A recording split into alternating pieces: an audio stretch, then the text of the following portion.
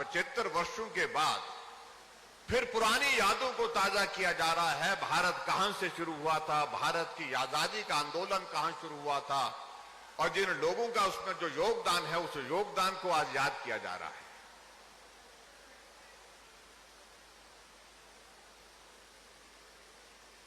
और बहुत सारे लोगों का कहना यह था कि इससे पहले और भी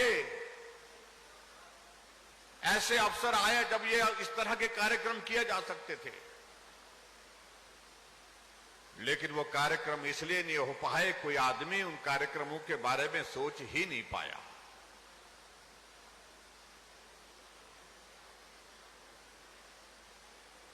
इसलिए सब लोगों ने देश के प्रधानमंत्री नरेंद्र भाई मोदी जी को बधाई दी, और आदरणीय प्रधानमंत्री जी ने कहा कि ये कार्यक्रम हमारा भी 1 साल के अंदर ही समाप्त नहीं होगा। हम 2023 15 अगस्त 2023 तक इस कार्यक्रम का आयोजन पूरे देश भर में करेंगे।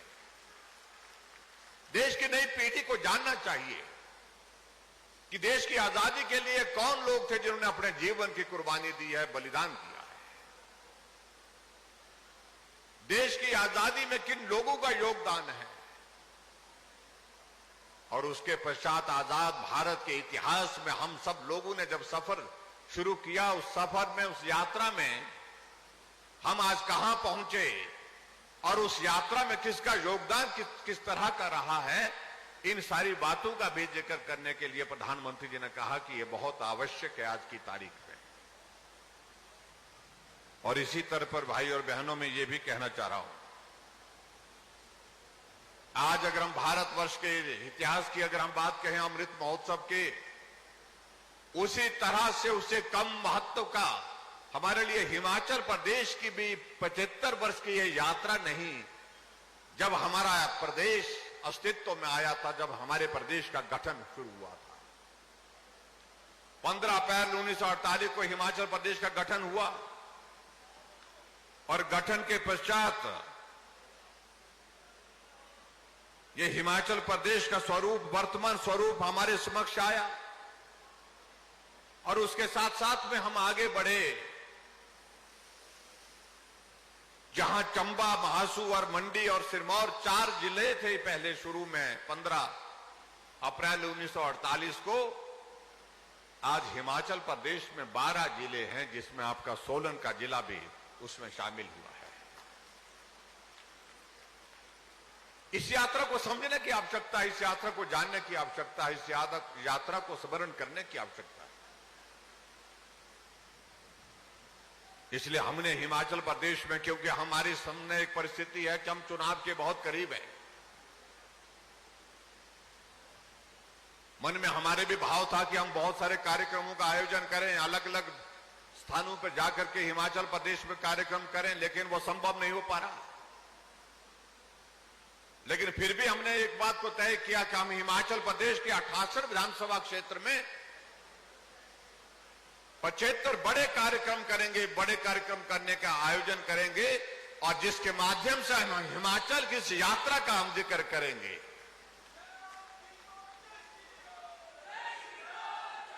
आज आप अपने सामने देख रहे हैं, वहां प्रदर्शनी लगी है। अगर उस प्रदर्शनी में आप अंदर जाकर के देखेंगे, आप देखेंगे जब हमें हिमाचल प्रदेश अस्तित्व में आया था, उस वक्त हिमाचल की आबादी 25 लाख थी। उस वक्त हिमाचल की आबादी 11 लाख थी, और आज हिमाचल प्रदेश की आबादी 70 लाख से पार हो गई है। 15 अप्रैल 1948 को हिमाचल प्रदेश का हमारा क्षेत्रफल 25,839 किलोमीटर था, और आज 55,673 किलोमीटर हिमाचल प्रदेश का क्षेत्रफल है। हम और विस्तार में आगे बढ़े। आप कल्पना कर सकते हैं कि उस वक्त का हिमाचल प्रदेश में रोड नेटवर्क 208 किलोमीटर था, 228 किलोमीटर था। 228 किलोमीटर सड़क पूरे हिमाचल में, और आज हिमाचल प्रदेश में 39,000 से ज्यादा किलोमीटर सड़क हिमाचल प्रदेश में बनी है। उस वक्त जब हिमाचल प्रदेश अस्तित्व में आया था, 240 रुपए प्रति व्यक्ति आय थी, और आज वो आय हिमाचल प्रदेश में 2,01,845 रुपए की है, यानी कि हम प्रति व्यक्ति आय की दृष्टि से भी बहुत आगे बढ़े। और उसी तरह से अगर हम आगे बढ़कर के बात कहें, हमारे हिमाचल की साक्षरता दर, जब हमारा हिमाचल बना था 1948 में 15 अप्रैल को 4.8 थी और महिलाओं की साक्षरता दर तो 2% से भी नीचे थी। और आज हिमाचल प्रदेश की साक्षरता दर 83% से ऊपर है। देश में सबसे ज्यादा अगर कहीं साक्षरता दर किसी राज्य में है तो उसमें हिमाचल प्रदेश केरल से पीछे नहीं, केरल के बराबर है। केरल से मैं कह सकता हूं आगे भी है। ये हिमाचल प्रदेश की एक झलक है, जिस झलक को आप अगर इस प्रदर्शनी में जाकर के देखेंगे तो आपको देखने को मिलेगा।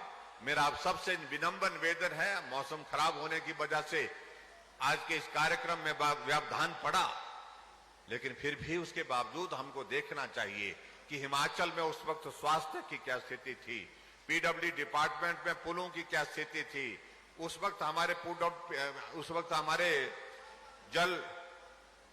जल वितरण की यानी कि जल शक्ति मंत्रालय यानी कि आईपीएच डिपार्टमेंट की क्या परिस्थिति थी। और उस वक्त अलग अलग परिस्थितियों को देखें, एग्रीकल्चर के सेक्टर में कहां थे, हॉर्टिकल्चर के सेक्टर में कहां थे। इन सारी बातों की जानकारी मुझे लगता है कि आज की इस पीढ़ी को होनी चाहिए, इसलिए ये कार्यक्रम का हमने आयोजन किया। भाई और बहनों, जब इस कार्यक्रम के आयोजन के लिए हम सब लोगों के साथ बैठ करके आगे बढ़े तो कुछ हमारे मित्रों को लगा कि ये तो चुनाव के दिनों में कार्यक्रम कर रहे हैं। अरे चुनाव तो अभी दिसंबर में होंगे, नवंबर के महीने में लास्ट में होंगे, जब होंगे तब होंगे। लेकिन चुनाव से पहले क्या हिमाचल प्रदेश की प्रगति पर लोगों के बीच में जाकर के उसकी जानकारी देना और लोगों के साथ उसका कार्यक्रम करना, मैं समझता हूं कि किसी भी तरह से गलत नहीं है। हम जो कर रहे हैं ये कार्यक्रम हिमाचल प्रदेश की जनता के लिए हम डेडिकेट कर रहे हैं, क्योंकि हिमाचल आज अगर इस यात्रा में यहां पहुंचा है तो हिमाचल के एक एक व्यक्ति का, एक एक बच्चे का, एक एक नौजवान का, एक एक बुजुर्ग का, माताओं का, बहनों का इसमें योगदान है। इसलिए हमने कहा जिनका योगदान है इस प्रदेश को आगे बढ़ाने के लिए हम उनके साथ संवाद करने के लिए, बात करने के लिए जरूर जाएंगे। इसलिए हमने हिमाचल प्रदेश में 88 विधानसभा क्षेत्र में 75 कार्यक्रमों का आयोजन किया है। और आज मुझे इस बात की खुशी है कि आज सोलन जिला के अंतर्गत हमने 2 विधानसभा क्षेत्र यानी कि कसौली विधानसभा और सोलन विधानसभा क्षेत्र में इन कार्यक्रमों का आयोजन किया है।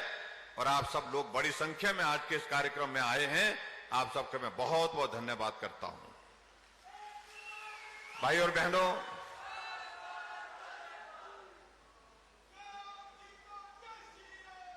मैं इस बात को भी देख रहा था, सोलन जिला का मैं अगर कि आज यहां पर आपके इस विधानसभा क्षेत्र में कार्यक्रम में आया हूं,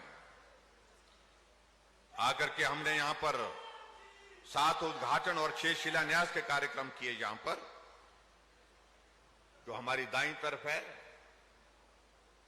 और जो उद्घाटन और शिलान्यास के 13 कार्यक्रम हुए हैं, मुझे इस बात की खुशी है 145 करोड़ रुपए का उद्घाटन और शिलान्यास जो आज हुए हैं, उसके लिए मैं आप सबको बहुत बहुत बधाई देता हूं, शुभकामनाएं देता हूं। मैं उन सारी योजनाओं का जिक्र करूं तो बहुत सारा वक्त लग जाएगा, लेकिन हिमाचल प्रदेश में इतना मैं जरूर कहना चाहता हूं। अभी आप वृत्त चित्र देख रहे थे यहां पर हमारे सामने, जो डॉक्यूमेंट्री थी, उस डॉक्यूमेंट्री में बहुत सारे तथ्य हमने, जो फैक्ट्स हैं, जो सच्चाई है, जो हकीकत है, उसको आपके समक्ष रखा है। हम हर क्षेत्र में आगे बढ़ते हुए यहां तक जहां पहुंचे हैं, इसमें मैं एक बात मैं जरूर कहना चाहता हूं, अगर इस यात्रा में सबसे बड़ा योगदान किसी का रहा तो वो हिमाचल प्रदेश की जनता का रहा, आप सब भाई बहनों का रहा। इसलिए हम इस योगदान को किसी और को डेडिकेट नहीं कर रहे हैं, हम हिमाचल प्रदेश के उस मजदूर को डेडिकेट कर रहे हैं जिसने मजदूरी करके हिमाचल की प्रगति में अपना योगदान दिया है। हम उस अध्यापक को डेडिकेट कर रहे हैं, जिसने हिमाचल प्रदेश में स्कूलों में जाकर के बच्चों को पढ़ा करके उनको आगे बढ़ने के लिए प्रेरित किया है। हम उन डॉक्टर, इंजीनियर्स और इसके साथ साथ में समाज में, चाहे वो पुलिसकर्मी है, चाहे वो दूसरे विभाग में काम करने वाले लोग हैं, उस किसान को, उस बागवान को डेडिकेट कर रहे हैं। ये 75 वर्ष का ये कार्यकाल का विकास का ये सफर, ये यात्रा, जिनका योगदान बहुत ज्यादा रहा है। भाइयों और बहनों,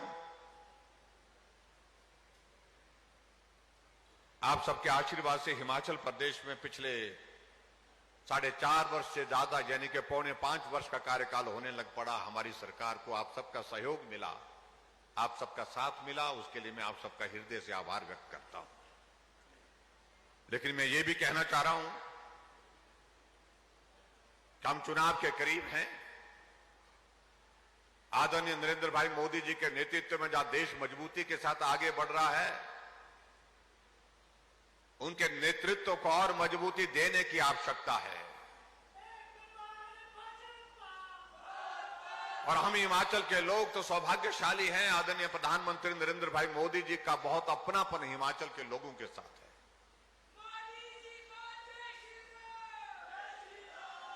जब भी वो हिमाचल का जिक्र करते हैं,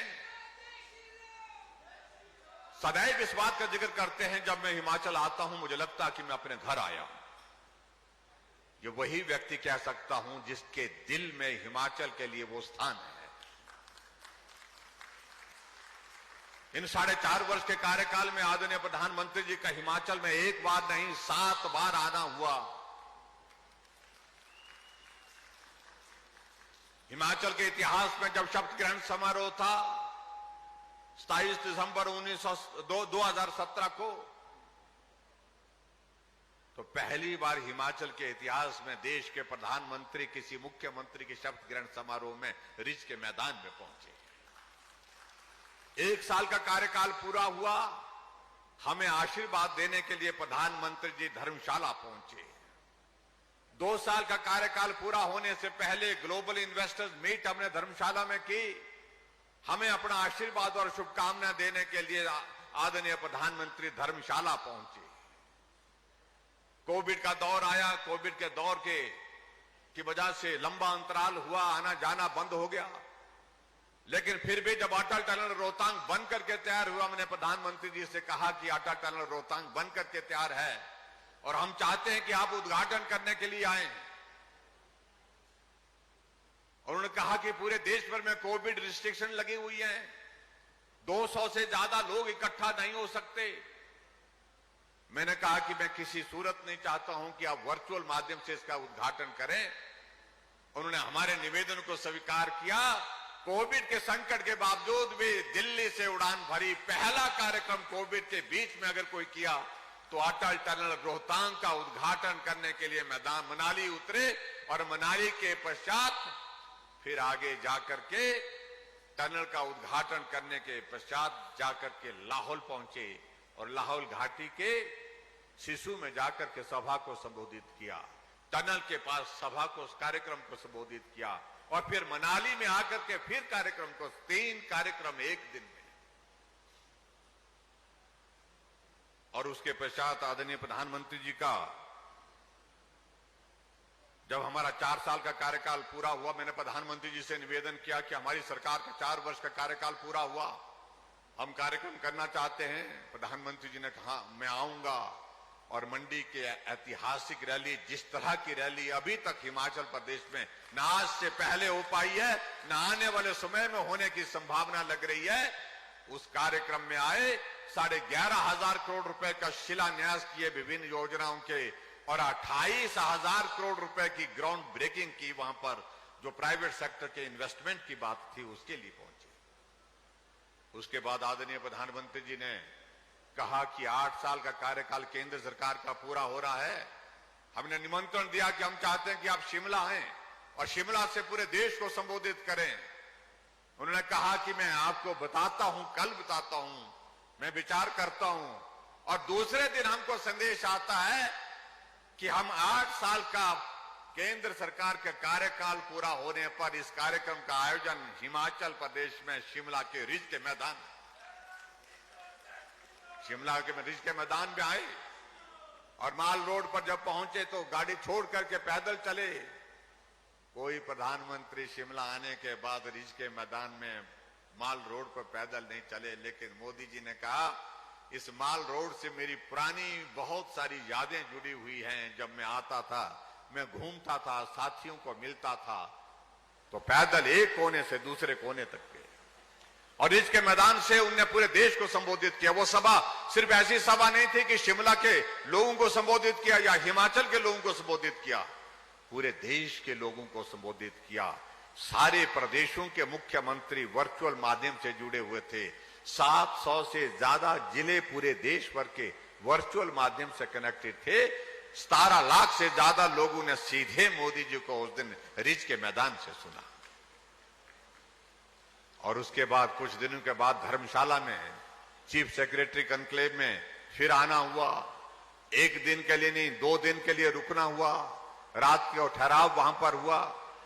और अभी मुझे इस बात की खुशी है कि पिछले कल दिल्ली में नीति आयोग की बैठक थी और नीति आयोग की बैठक में प्रधानमंत्री जी ने कहा कि हिमाचल प्रदेश में जाकर के धर्मशाला में हमने जो देश के लिए जो चिंतन किया, देश के लिए जो चीफ सेक्रेटरी कॉन्क्लेव में जो हमारी चर्चाएं हुई, वो बहुत सार्थक चर्चाएं हुई।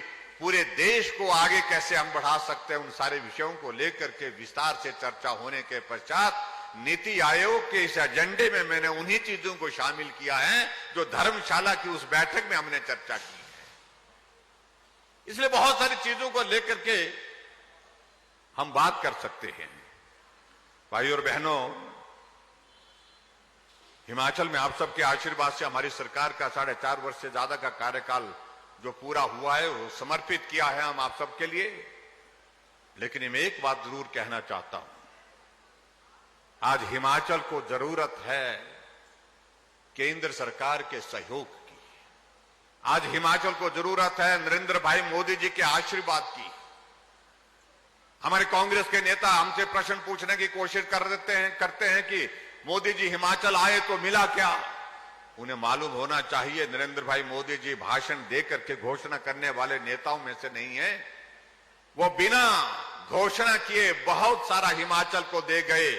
जरा याद करिए 2014 से पहले की परिस्थिति को, जब हिमाचल और केंद्र सरकार की योजनाओं का इंप्लीमेंटेशन की अगर बात आती थी, 50% हम देते थे, 50% केंद्र देता था। कुछ जगह 60% हम देते थे, 40% दिल्ली देता था। लेकिन नरेंद्र भाई देश के प्रधानमंत्री बने, उन्होंने कहा कि हिमाचल जैसे छोटे और भौगोलिक दृष्टि से कठिन प्रदेश में साधनों की कमी है, इसलिए ये 50% का हिस्सेदारी का काम विकास के लिए नहीं, हम 90% देंगे, 10% हिमाचल देगा। हिमाचल को ज्यादा मदद करने की बात कही और मदद कर रहे हैं। हम कैसे एहसान चुकता कर सकते हैं उनका। जो कांग्रेस के नेता हमसे पूछते हैं कि क्या दिया, 10,000 करोड़ रुपए से ज्यादा के प्रोजेक्ट हिमाचल प्रदेश के लिए स्वीकृत हुए। आज जल जीवन मिशन के अंतर्गत पूरे देश भर में हिमाचल सबसे बेहतरीन काम कर रहा है। आज एडीबी का हमारा 2100 करोड़ रुपए का प्रोजेक्ट स्वीकृत प्रधानमंत्री जी के आशीर्वाद से हिमाचल के लिए हुआ। आज सोलन जिला के अंतर्गत मेडिकल डिवाइस पार्क की स्वीकृति, जो 500 करोड़ रुपए से ज्यादा जिसमें खर्च होगा, उसकी स्वीकृति आदरणीय प्रधानमंत्री नरेंद्र भाई मोदी जी के आशीर्वाद से हिमाचल प्रदेश को मिली। आने वाले समय में बल्क ड्रग फार्मा का हब हिमाचल प्रदेश को मिलने वाला, जिसमें कुल इन्वेस्टमेंट 50,000 करोड़ रुपए से ज्यादा आने वाली है, जो आने वाले समय में बन करके तैयार होगा। उसकी भी तैयारी चल रही है, वो भी लगभग तैयार हो रहा है। और हिमाचल प्रदेश के लिए स्पेशल असिस्टेंस जो केंद्र की ओर से मिली, एक बार नहीं 4 बार दी गई। 800 करोड़ रुपए हिमाचल के विकास के लिए दिया गया। हम कैसे एहसान भूल सकते हैं नरेंद्र भाई मोदी जी का। और सबसे बड़ी बात तो ये कि देश कोविड के संकट में से गुजर रहा था, उस संकट में वैक्सीन बना करके तैयार की, बिना पैसे के वैक्सीन दी। आज हर आदमी हिमाचल प्रदेश में, जो यहां हजारों की संख्या में आप लोग बैठे हैं, इस कारण से बैठने की स्थिति में हो पाए क्योंकि हमें मालूम है कि हमने वैक्सीन लगा दी है। कोविड का दौर आ भी गया तो वैक्सीन लगने के बाद उसका प्रभाव बहुत ज्यादा नहीं हो पाएगा, इसलिए निश्चिंत होकर के बिना किसी आशंका के हम यहां पर बैठे हैं। और उसके लिए मैं आप सबका धन्यवाद भी करना चाहूंगा। वैक्सीन के अभियान में हिमाचल ने बहुत बेहतरीन काम किया, आप सब ने बहुत बेहतरीन काम किया। पहली डोज में भी आप पहले नंबर पर आए और दूसरी डोज में भी पूरे देश भर में पहले नंबर पर आए। इसके लिए मैं आप सबका अभिनंदन करता हूं भाइयों और बहनों, बहुत धन्यवाद करता हूं।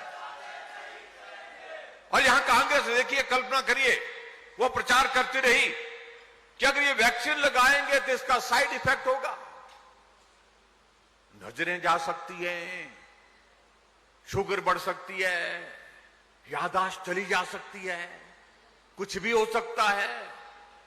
लोगों को ये कहते रहे कि मत लगाओ, लेकिन लोगों ने उनकी बात सुनी, मानी नहीं। मानी किसकी बात? नरेंद्र भाई मोदी जी की बात मानी। लाइन में, पंक्ति में खड़े हुए वैक्सीन सेंटर जाकर के लोग, और वैक्सीन का टारगेट जो दिया था उसको समय से पहले पूरा किया। कई बार विचित्र लगता है, ऐसे भी लोग इस देश में हैं, इस प्रदेश में भी।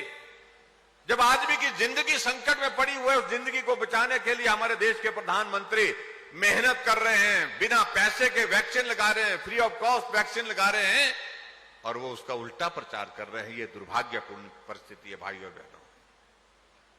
मैं उन सारी चीजों में बहुत जाऊंगा तो वक्त लगेगा। मुझे आप सबके लिए इस बात का एक संदेश जरूर देना है कि इन दिनों चुनाव के करीब होने के कारण हमारे विपक्ष के लोग बहुत सारी बातों का जिक्र कर रहे हैं। मैं आज देख रहा था कि आज शिमला में कांग्रेस पार्टी की कोई बैठक थी, और कांग्रेस पार्टी की बैठक में कोई इनके कुछ नेता बाहर से आए, और कहां से आए हैं? नेता जो है छत्तीसगढ़ के मुख्यमंत्री यहां शिमला आए हैं, और आज उनने प्रेस कॉन्फ्रेंस की, और प्रेस कॉन्फ्रेंस में क्या क्या ऐलान किए कि कांग्रेस पार्टी सत्ता में आएगी, 10 दिन के अंदर ओपीएस लागू कर देगी।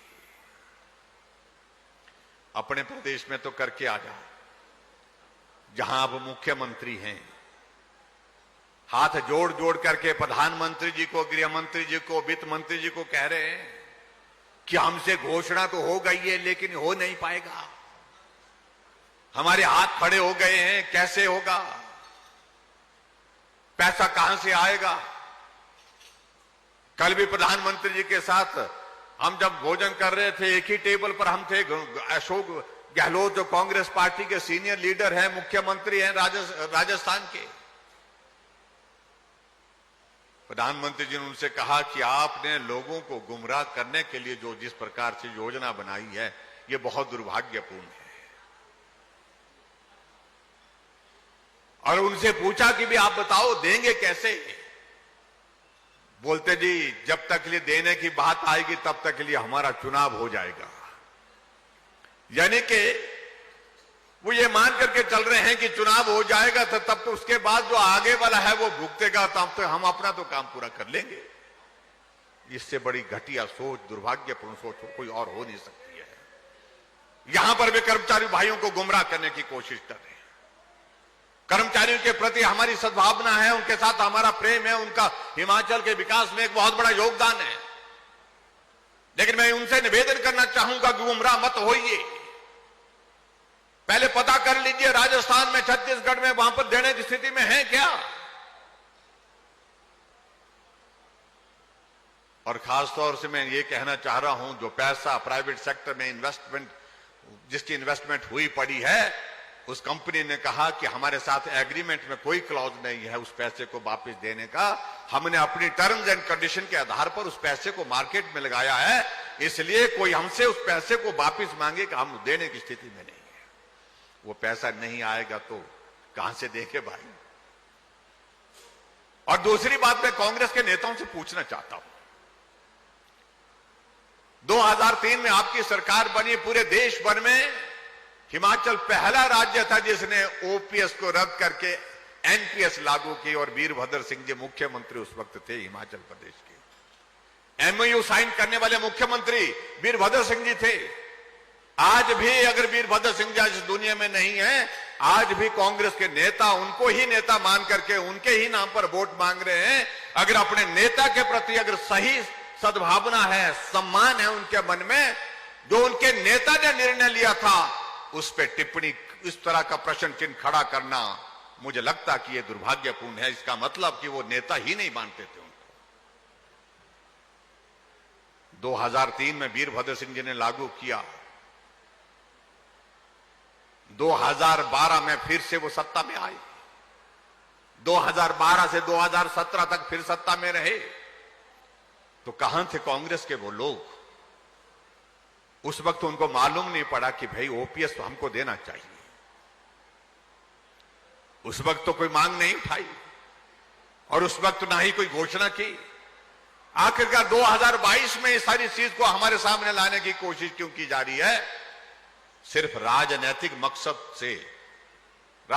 मकसद से इस प्रकार से पूरे कर्मचारियों को गुमराह करने की कोशिश की जा रही है और राजनीतिक लाभ लेने की कोशिश की जा रही है। मैं सिर्फ इतना ही कहना चाहता हूं, कर्मचारी भाइयों और बहनों से निवेदन करना चाहूंगा, हम रास्ता ढूंढ रहे हैं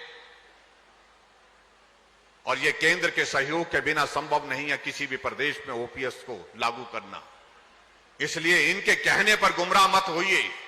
कांग्रेस केंद्र में दावे के साथ कह सकता हूं, आने वाले समय 50 वर्षों तक सत्ता में नहीं आ सकती है। जब 50 वर्षों तक सत्ता में नहीं आ सकती है तो ओपीएस अगर मिलेगा तो वही सरकार दे पाएगी जो केंद्र में सत्ता में होगी, जो केंद्र में सरकार में होगी। इसलिए मैं उनको कहना चाहता हूं, प्रदेश सरकार के अधिकार क्षेत्र में यह परिस्थिति रही नहीं आज की तारीख में। इसलिए मैं उन भाई बहनों से यही कहूंगा कि मेहरबानी करके गुमराह मत होइए और ना ही गुमराह होने दीजिए। पहला प्रश्न तो कांग्रेस के नेताओं से ही पूछना चाहिए। जब आप लोगों ने इस ओपीएस को लागू किया, आपके ही नेता ने लागू किया और जिनके नाम पर आज भी तुम वोट मांग रहे हो, उनकी भावनाओं का सम्मान कर रहे हो क्या? कर्मचारियों के जितने भी मुद्दे हैं उन मुद्दों को लेकर के हमने कमेटी कॉन्स्टिट्यूट की है चीफ सेक्रेटरी की अध्यक्षता में। रास्ता क्या निकल सकता है उसका हम प्रयत्न कर रहे हैं, लेकिन मैं इतना जरूर कहना चाह रहा हूं कि जो कांग्रेस के लोग गुमराह कर रहे हैं उनको गुमराह नहीं करना चाहिए। कर्मचारियों को इतना मैं निवेदन जरूर करना चाहूंगा। भाई और बहनों, बहुत सारी चीजों को लेकर के हमने इन 4.5 वर्ष से ज्यादा के कार्यकाल में लोगों की सेवा करने की कोशिश की है। हमने एक बात कही है, जहां गरीब वहां हम, यानी कि गरीब के करीब कोई अगर सरकार है तो वो भारतीय जनता पार्टी की हिमाचल प्रदेश की सरकार है। हमने निर्णय किए, हमने नई योजनाओं के माध्यम से गरीब आदमी की मदद करने की कोशिश की और वो लोग घोषणा कर रहे हैं कि हम जब सत्ता में आएंगे तो जयराम ठाकुर के सारे फैसले को रद्द कर देंगे। और अपनी तरफ से देखिए, हमने कहा रद्द करेंगे क्या? आप पेंशन हमने दे रहे हैं, तुम 400 करोड़ खर्चे थे पेंशन पर, हम 1300 करोड़ रुपए खर्च कर रहे हैं। हम 60 साल से ऊपर के लोगों के लिए, सबके लिए पेंशन का प्रावधान कर रहे हैं। तो ऐसे में क्या आप भी पेंशन जो दे रहे हैं इसको बंद करेंगे? हमने गरीब आदमी के इलाज के लिए हिमकेयर की योजना की शुरुआत की, क्या आप उसको भी बंद करेंगे? क्या हमने गैस के चूल्हे 3,32,000 से ज्यादा चूल्हे महिलाओं के घर में पहुंचाया, हर घर में गैस का चूल्हा पहुंचाया? क्या आप घर की रसोई से उस चूल्हे को भी उठा करके ले जाएंगे? क्या हम उस बेटी के लिए जिसको हम 31,000 रुपए शगुन का जो बीपीएल परिवार की शादी के अवसर पर दे रहे हैं, मदद कर रहे हैं, तो क्या उससे भी उस पैसे को वापस लेंगे? क्या सहारा योजना के उस आदमी को जो बिस्तर पर पड़ा है, लाचार है, बेबस है, उसके इलाज के लिए, उसकी मदद के लिए 3,000 रुपए उसके खाते में डाल करके उसकी मदद कर रहे हैं, क्या उसको भी आप बंद करेंगे? क्या हिमाचल प्रदेश में महिलाओं के लिए हमने तय किया कि 50% किराया जो है, आधा किराया आपके लिए हमने एचआरटीसी में माफ कर दिया, क्या उसको भी आप बंद करेंगे? क्या हिमाचल प्रदेश में 125 यूनिट बिजली हमने फ्री कर दी, जीरो बिल आ रहा है 125 यूनिट खर्च करने वालों का, तो उसको भी बंद कर देंगे? और आज मैं देख रहा था, बड़ा विचित्र लग रहा है मुझे, कांग्रेस के नेताओं ने आज प्रेस कॉन्फ्रेंस की, कहा कि हम 300 यूनिट बिजली हिमाचल प्रदेश में बिना पैसे के देंगे, फ्री ऑफ कॉस्ट देंगे। हम 125 दे रहे थे, इनके नेताओं ने सोशल मीडिया में लाइव होकर के कहा कि हिमाचल के लोगों को मुफ्तखोर बना दिया। 125 यूनिट हम दे रहे हैं तो वो मुफ्तखोर हो गए, और अपने आप सिर्फ सत्ता हासिल करने के लिए 300 यूनिट बिजली की देने की बात कह रहे हैं। और उसी तरह से मैं देख रहा हूं, 18 से 60 साल की महिलाओं के लिए एक नेता ने कह दिया कि हम उनके लिए, पंजाब ने घोषणा की हम 1,000 रुपए देंगे। देने की स्थिति मैंने पूछा मान को, सरदार मान जी, जो भगवंत सिंह मान जो मुख्यमंत्री है, मैंने कहा आप दे रहे हैं? बोलते भाई साहब अभी बोल तो रखा है, सोचेंगे, अभी तो नहीं दे सकेंगे। हमने कहा जब बोला क्यों भाई? और यहां हमारे एक कांग्रेस पार्टी के नेता ने घोषणा कर दी, हम 1,000 नहीं देंगे, हम 18 साल से ऊपर के लड़कियों को, औरतों को, महिलाओं को 1,500 रुपए हर महीने के देंगे। आपको मालूम है महिलाओं की संख्या कितनी है? 36 लाख है, 36 लाख है। आप कैलकुलेट कर लो, 36 लाख की महिलाओं को कितना अगर 1,500 रुपए के हिसाब से देंगे तो कितना पैसा लगेगा? हिमाचल ऐसी परिस्थिति में 100 साल बाद भी नहीं हो पाएगा, मैं कह सकता हूं, दावे के साथ कह सकता हूं, जो हालात इन्होंने कांग्रेस के नेताओं ने इस प्रदेश के करके छोड़े हुए हैं। बहुत विचित्र लग रहा है मुझे इनकी बातों को। आज प्रेस कॉन्फ्रेंस करके कर रहे हैं, कहा कि हम 5 लाख नौजवानों को रोजगार देंगे। 50 साल सत्ता में रहे दिल्ली में, 50 साल सत्ता में रहे हिमाचल में, 5 लाख लोगों को रोजगार देंगे। और 50 नहीं, आज हम आजादी के पूरे देश भर में 75 साल मना रहे हैं, और हिमाचल प्रदेश में गठन के हम कितने साल मना रहे हैं? 75 साल मना रहे हैं। और 75 सालों में हिमाचल प्रदेश में कर्मचारियों की संख्या, सरकारी नौकरी में जो काम करने वाले कर्मचारी हैं, उनकी संख्या 2 लाख है, और ये 5 लाख लोगों को रोजगार देंगे। 75 सालों में 2 लाख लोग रोजगार हिमाचल प्रदेश में कर्मचारी के नाते कर रहे हैं, और ये 5 साल में 5 लाख रुपए देने की बात कर रहे हैं। सच कह रहा हूं, जब एक नेता ने इस प्रकार के भाषण दिए, कांग्रेस के एक नेता ने दूसरी जगह से भाषण दे डाले और कहा cut your coat according to your cloth, यानी कि उतना पांव पसारिए जितनी कर चादर है। एक नौजवान नेता ने इस तरह से कहा तो बड़े नेता को गुस्सा आया, ये तो करके छोड़ेंगे।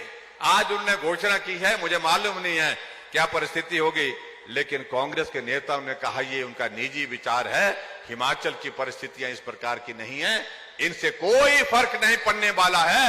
वो आज घोषणा कर रहे हैं, हम व्यक्तिगत हम व्यवहारिक रूप से उन चीजों को लागू कर चुके हैं। आज महिलाओं को 50% किराया देना पड़ रहा है, हम इसको लागू कर चुके हैं। हिमाचल प्रदेश में महिलाएं आ रही हैं, जा रही हैं, आधे किराए पर जा रही है। आज हिमाचल प्रदेश में पानी का नल गांव में लगा, मैंने कहा पानी पिलाना पुण्य का काम है, देवभूमि हिमाचल प्रदेश में।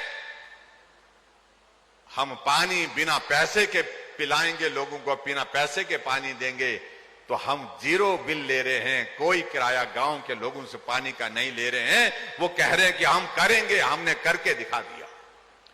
हमने कहा हिमाचल ऊर्जा राज्य है, 125 यूनिट की हमारी हैसियत है, हम माफ कर सकते हैं। हमने 125 यूनिट बिजली फ्री कर दी। जून और जुलाई महीने का बिल आप सबके पास बिजली का आया होगा, तो कितना बिल आया? 0 बिल आया आपके पास होगा। वो कह रहे हैं 300, हम आएंगे तो 300 यूनिट देंगे, और हम आज ही 125 यूनिट जो है बिजली फ्री ऑफ कॉस्ट कर रहे हैं। और आने की बात भाई और बहनों होगी कहां से? जो पूरे देश में आने लायक नहीं रहे हैं वो यहां कहां से आएंगे? पूरे देश भर में कांग्रेस समाप्त हो गई और हिमाचल प्रदेश में मैं कह सकता हूं इस चुनाव के बाद हम एक ही बात कहना चाह रहे हैं कि हमने एक बात कही है, अब की बार सरकार नहीं रिवाज बदलेगा। रिवाज क्या? कि उनको लग रहा है कि रिवाज बना हुआ है, 5 साल इनकी 5 साल हमारी, हमारी और उनकी, इस तरह का रिवाज चलता रहेगा। लेकिन हमने कहा उत्तराखंड ने रिवाज बदल दिया, उत्तर प्रदेश ने रिवाज बदल दिया, पड़ोस का राज्य हरियाणा रिवाज बदल दिया। खट्टर साहब 14 से 2019 तक मुख्यमंत्री पूरा कार्यकाल करने के बाद 5 वर्ष के बाद फिर मुख्यमंत्री हैं। योगी जी फिर से मुख्यमंत्री बन गए, धामी जी फिर मुख्यमंत्री बन गए और हिमाचल में भी निश्चित रूप से रिवाज बदलेगा, सरकार भाजपा की बनेगी। उसके लिए हम सब लोगों को काम करना है। यही मुझे आपके आज के इस कार्यक्रम में कहना है। भाई और बहनों, यहां बहुत सारी बातों को लेकर के कुछ बातों का जिक्र हुआ है।